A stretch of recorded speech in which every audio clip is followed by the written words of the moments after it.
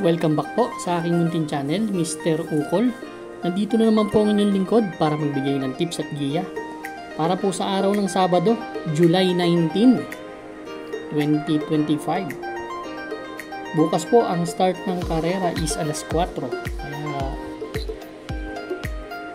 yan po ang tandaan natin. Meron lang tayong 7 karera tulad ng weekdays na karera, no? At rating based handicap system race, yun pa rin ang gagamitin. Pero sa linggo merong merong mga magagandang karera. Abangan natin yan. Bati tayo. Dave, shout out kay Dave, kay Roland at kay Danny ng OTB Muntinlupa. Binabati kayo ni Rodilio Tabernilla. Yan.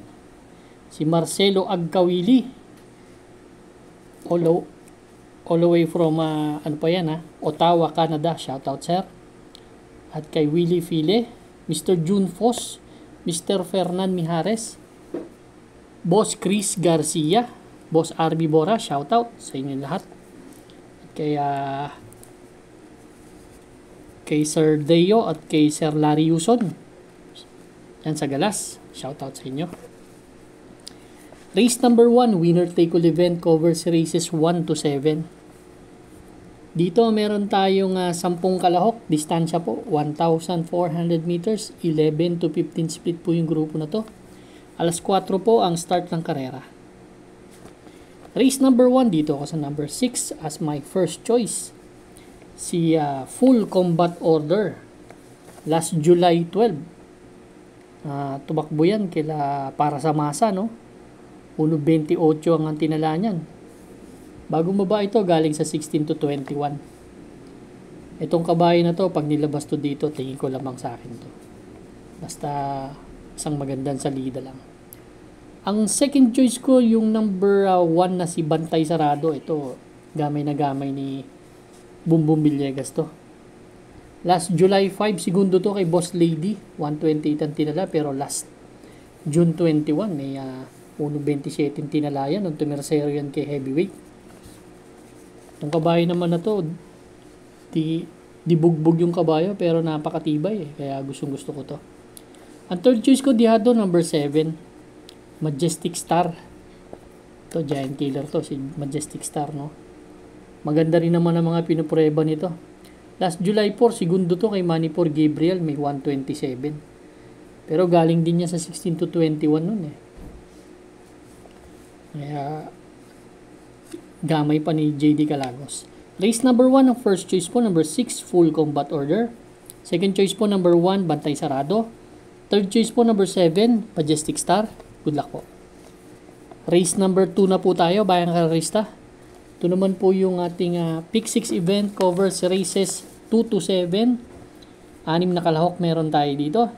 Distansya po, 1,400 meters. 5 split non-placer itong grupo na to. Ang first choice ko po dito yung number 5 na si Andromeda. Well, kahit mahaba to, no? May tulin kasi si Andromeda Baka hindi patulan ni Panday. Nakikita ko lang naman nahabol si Panday Pira, pero kaya niya yung area nito kasi may mabilis na area ito. May 2.23 media sa 1,200 na 2 kwartos to Kaya kung mai-rate na maayos, may chamba to. Ang second choice ko yung number 3 na si Stark. Si Stark naman last June 28, may magandang prueba yan. 1.30 media. Nung pang-apat dumating yan kay Baywatch. Kung may mga kursunada pa po kayo dito, dagdag po tayo. Pero ako ang first choice number 5, Andromeda. Second choice number 3, Stark. Good luck po. Race number 3 na po tayo, bayang karerista.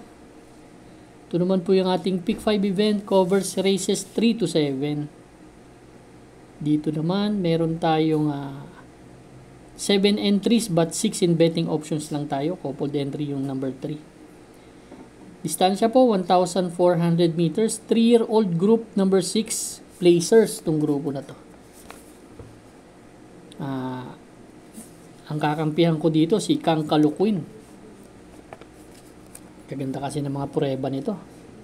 Nakakadalawang takbo pa lang to last June 28. Tercero dumating to kila Calculus Gain.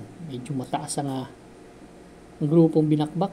1.26 medyan tinala, same rider, pero 1.26 din tinala niya nung gumraduate ng maiden race yan. Last June 7. Kaya tingin ko, medyo lamang ng konti. So, suluhin ko po entry number 4. Kangkalu Queen. Good luck po. Race number 4 na po tayo. Bayang Karista, pick 4 event. Covers races 4 to 7. Dito naman, meron tayong 10 kalahok. Distansya po, 1,400 meters. 11 to 15 split po itong grupo na to. Ang first choice ko, number 9. Gold Rush. Sabi si Gold Rush, bumaba na ng bumaba eh. Ulit takbo ni Gold Rush. Kila Batang Kangkalu. Pang-apat po dumating yan. May 1.28 medyan tinala.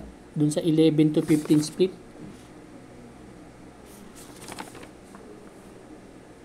Actually, sa 22 to 27 pa nga lumaban yan nun eh. Si Gold Rush. Tingin ko naman meron pa yung kabayo. Kaya pwede pa to.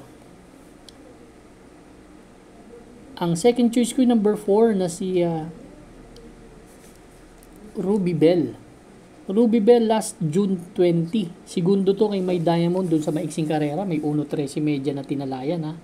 May 1.28 din naman yan sa 1,400 meters. Kaya malaki rin chance ang manalo. Ang third choice ko number 10 na si Durian. To tumimbang na nakaraan to. 1.30 ang tinalaan to pero ganda ng post position. Baka biglang ilaban eh. Race number 4 ang first choice ko. Entry number 9 si Gold Rush. Second choice number 4 Ruby Bell. Third choice po number 10 Durian. Good luck po. Race number 5 na po tayo. Bayang Karista. Ito naman po yung ating last extra double and last daily double plus 1 po. Meron lamang tayong 6 na kalahok dito. Distansya po 1,400 meters. 6 to 10 split po itong grupo na to. First choice ko po Maki Boy. Si Maki Boy, ang huling takbo nito last June 8 pa. Kailan Malabunking Destiny, nagtala ng 1.30 pero may best time na 1.29 yan ha. Sa 1,400 meters. Tingin ko malaking chance manalo rin itong kabayo na to. Konti yung kabayo eh.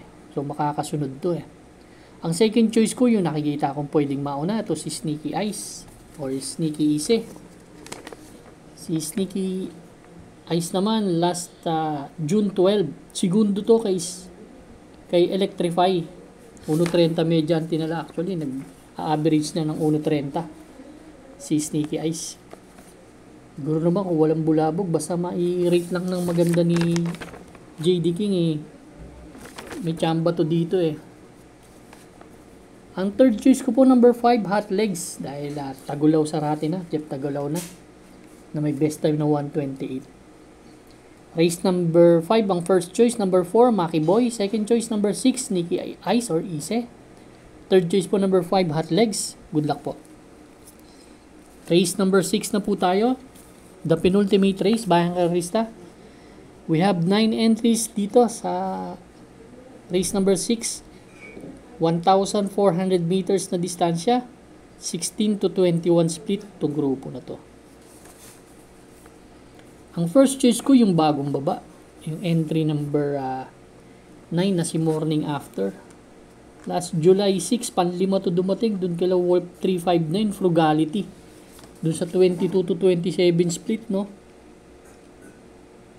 Kaya bumaba ng grupo to. Isang kabayang may tulin.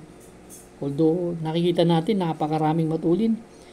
Yung Money for Bifani, Bukawi River Town, Money for Gabriel, dami. Then si Morning After, nandoon na rin sa harap yan. Ang second choice ko, number 8 na si Carmela's Lab na may 126 na tinala last July 5. Segundo yan kay High Intensity. Same rider ang sasakay. Magbibigay akong third choice, yung number 7 na si Boss Lady. Sandihado. Kaya race number 6 po, ang first choice number 9, Morning After. Second choice number 8, Carmela's Love. Third choice number 7, Boss Lady. Good luck po. Race number 7 na po tayo. Last and final race for Saturday afternoon racing. Paratingan ng ating mga exotics. Winner take all. Pick 6, pick 5, pick 4. Last extra double and last daily double plus 1 po.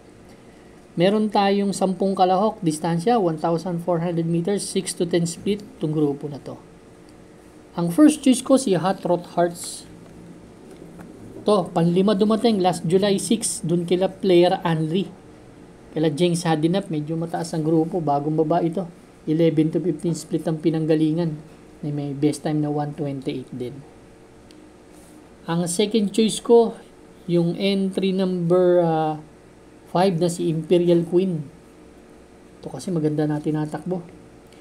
Last June 28, segundo to kaya top of the line. May 1.29 na tinala. So nakikita natin, solo area kasi si ano dito, Aliana. Pero lang kung makahabuli nila Don Damiano at si Caraga Wonder. Siguro yan na rin ang third choice ko, si Aliana. Siya mauuna. Kung maire-rate ng maganda, basa ang pista, baka manalo. May mga kursunada pa po, dagdag lang tayo. Race number 7 po, ang first choice, entry number 4, Hot Rod Hearts. Second choice number 5, Imperial Queen. Third choice number 6, Aliana. Maraming salamat po sa inyo walang sawang pagtangkilik sa aking munting channel. Medyo nag-uulan po at may bagyo. Good luck po at palagi kong sinasabi sa inyo, stay safe. Good luck.